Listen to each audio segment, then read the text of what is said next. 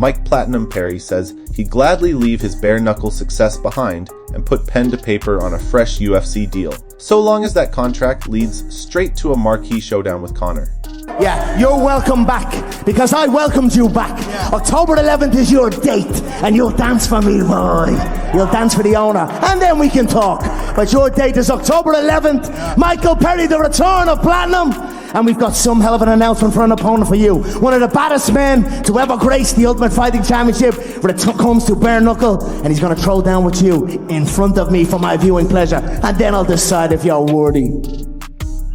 Like, I want UFC to bring me back for the White House card to fight Conor McGregor instead of Michael Chandler. What weight are they doing? I'll cut the 170 for that. Hey, Mike is like, I need a BKFC fight. I need a dirty boxing fight. I need a UFC fight. I'll fight you behind the 7-Eleven later tonight around 10 p.m. I don't give a shit. They've been taking me around, bro.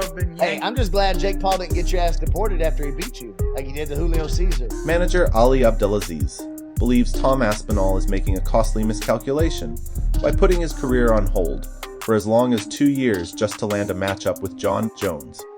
Abdelaziz argues that sitting on the sidelines could drain Aspinall's momentum, cost him valuable paydays, and let other heavyweights steal the spotlight, especially if a Jones fight never materializes. In Abdelaziz's view, betting an entire prime stretch on one opponent is a gamble that could backfire badly.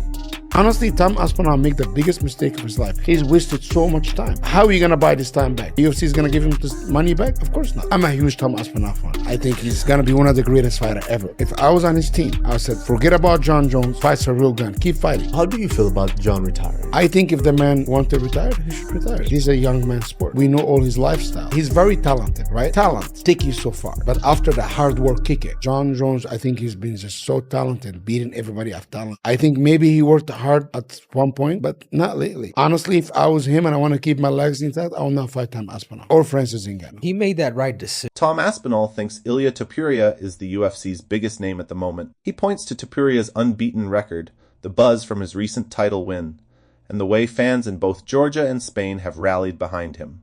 Add in the constant stream of highlight reel clips and social media chatter, and Aspinall figures no one else in the roster is attracting as much attention right now. Lots of talk. Ilia Topuria in that performance at UFC 317. For you, is he now one of the superstars in UFC if he wasn't already? I think he was already, but I think for me, I think he might be the biggest star in the UFC right now, in my opinion. I was there live, so I got to feel the energy in that place, and that guy is an absolute superstar. Lots of talk about a potential fight with someone you know well, Paddy Pimblett. What are your thoughts on that? And if it does come to fruition, how do you see it playing out? I think it's a tough fight for Paddy. I think that Paddy's got a little bit of a weird style where it's hard for guys to prepare for him. So I think that Paddy's definitely got a chance. That being said, Ilia, in my opinion, is almost unbeatable right now. Nobody's unbeatable, of course, but Ilia is on incredible form at the moment. There's also lots to talk about him becoming the first 3-weight UFC champion. Yeah. Do you see that? And what's your thoughts of people kind of run through divisions like that? I can absolutely believe that Ilia Topuria can win 3 belts. I think Jack Della right now is on great form. He's got a big fight coming up with Islam Makhachev. But I think that Ilia Topuria is just special, man. I think that Ilia Topuria can beat anybody around those weights, kind of lightweight, welterweight, and obviously featherweight. Manager Ali Abdelaziz is pushing hard for a crossover showdown between lightweight champion Islam Makhachev and former welterweight king Kamaru.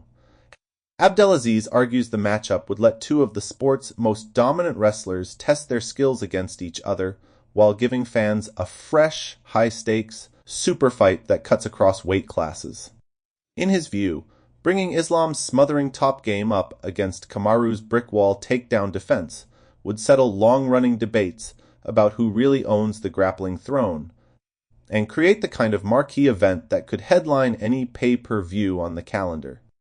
Kamaru Usman, Islam Makhachev. I think they should fight 100%. How big You know is why? it? Because this guy is a former champion. This guy is a champion. He wants to be the champion. I'm very close to both guys. Who I am as a human being to stop this guy's making dream become true. When you have so many guys, your fighters have to, at some point, fight each other. After a last performance like this, listen, let's be real. Who's the biggest name? Who's the money maker in this welterweight division? It's Kamaru Usman. You're telling me Kamaru Usman versus Islam Makhachev is not a mega fight? But is Kamaru Usman willing to wait a year? I don't know. That might change. I might be like, okay, I need to still give some things some time to heal. I think he deserves a title shot. You see what Kamaru did to Buckley, right? He make Buckley look like he work in a car wash or a taxi driver. Oh, Buckley's a good day. Scary. I like Buckley, but Scary Buckley dude. talked a lot of stuff. When you Right. talk, you cash the checks, and he cashed the check. On a sad note, it's heartbreaking to watch a legend like Ben Askren struggle.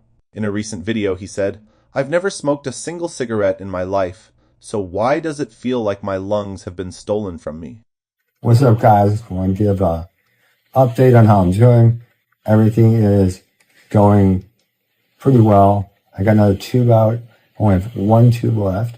And I wanted to make a reflection with where I was listening a month ago, which was Father's Day.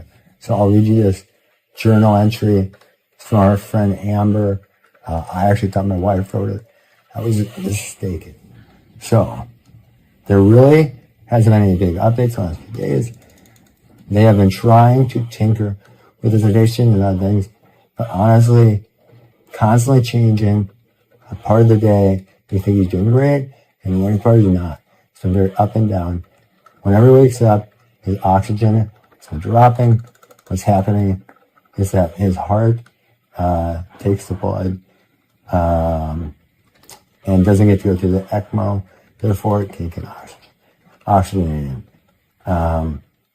They're hopeful to start transplant evaluation this week. So that was like a month ago that they want to start transplant evaluation.